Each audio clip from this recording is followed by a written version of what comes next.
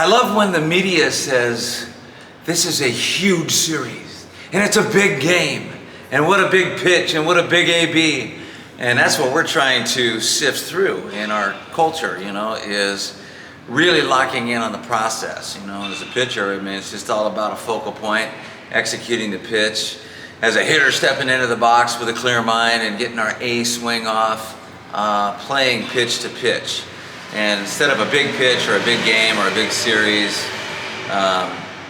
it's just a pitch of consequence. It's a series of consequence, good or bad. It's just like surfing. It's a 20-foot face versus 2-foot sunshine day. There's consequences everywhere, and every series that we play now, there's going to be 8 of them, are all series of consequence.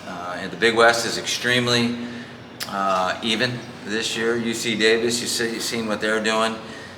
Riverside, Northridge, and of course you start getting into UC San Diego, the defending champion, and Long Beach State, what they did over the weekend and selling out and attendance records, and then Santa Barbara, and of course UC Irvine, which is nationally ranked in 18-3. So yeah, consequential.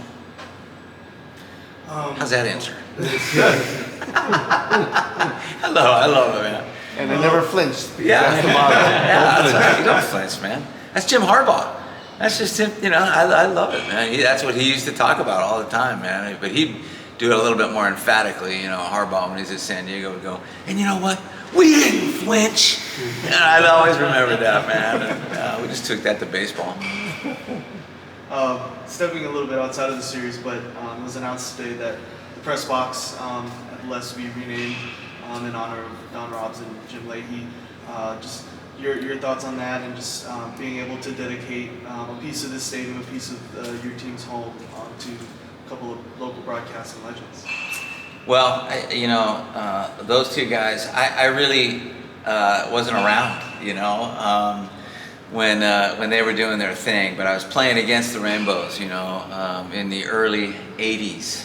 And we'd bring our teams back here, and I was always just in awe, of the environment, of the stadium, Coach Les, the aura, the presence. And, those two guys embody Rainbow baseball, and I remember being a little kid growing up in the Bay Area, and listening to Lon Simmons, and Bill King. It's part of the Rainbow culture, listening to games on the radio and watching them on TV. And they were the only, college baseball team that was on TV, and Pal Eldridge in there too, So when I took this job, I really wanted to restore, I don't know if restore is the right word, bring back. I think the right word is honor, the tradition, the past.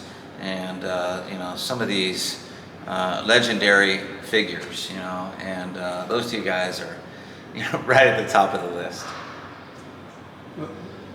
Along those lines, and kind of what Steve was talking about with the series and how big it is. Mm-hmm. And, when you took this job and you were introduced to the media for the first time, mm-hmm. one of the things you talked about was creating that buzz at Murakami Stadium, and Mm-hmm. that you would close your eyes, you could hear "Let's Go Bows," Mm-hmm. and that's what you wanted to bring. When you forecast what this week is going to look like against UC Irvine, that's exactly what you're talking about, is a series like this. So how much does that excite you, knowing that you guys get to experience this, but the fans get to experience some of this too?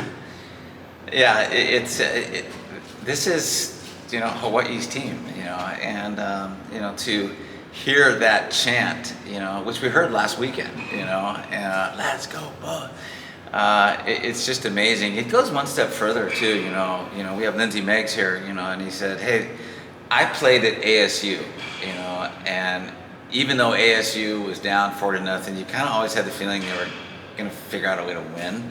The fans at Packard Stadium, it was just, they were all over you, and you saw what happened to the opponent. They just crumbled and melted in those late innings.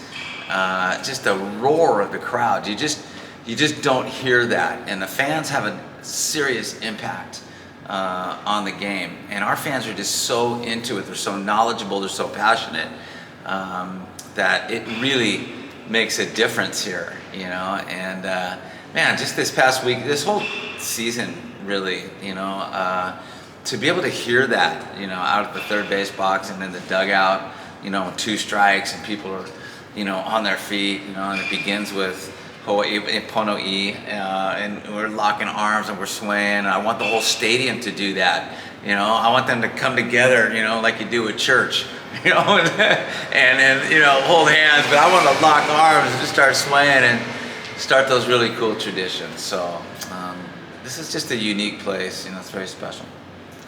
Ben was talking about kind of evolving as a baseball player and understanding beyond the box score when a game is over, and especially on Sunday, those at-bats that leads to a starting pitcher who's doing pretty well to throw 124 pitches, which means that he's going to have to exit the game, and that's what allowed something like that to happen. I mean, how exciting is that as a coach to understand that these guys are now understanding what it takes to win a baseball game? It isn't always 3 runs. Well, it's part of our offensive plan, you know. We take a lot of pitches. You know, we make that pitcher work. And in college baseball, when you can, you know, generally speaking, when you can get into a bullpen, that's a good thing, you know. And then especially, you know, Friday, Saturday, Sunday, you have that, you know, you pitch count just being driven up, you know, for the opponent. You have that mentality that we're never out of the fight. We're not going to flinch, no matter what the score. We don't even look at the scoreboard really until we need to. So that it all goes hand in hand, you know, from the offensive side, you know, being able to generate runs. How great is it that you always talk about every game is like the 7th game of World Series? Mm-hmm. How great is it that you could have such depth that some of your best relievers don't get to even pitch because of the depth you have? Yeah, I mean that's how it's worked out.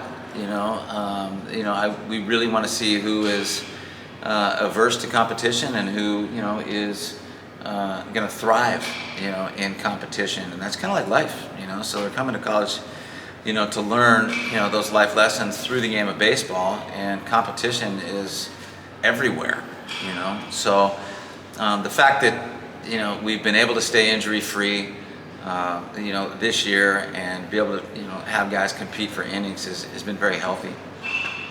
Also, you seem to every player's specialize in what they do best, and I think you have like 9 players you could possibly be 2-way players, but you focused on them just picking either being a pitcher or a position hitter. Is that philosophy you want to go forward with, or? Yeah, you know, I mean, being in San Diego and San Francisco at Cal Lutheran, you know, my whole life at private schools, you know, you learn how to do that, you know, to make your scholarship dollar, you know, really go far.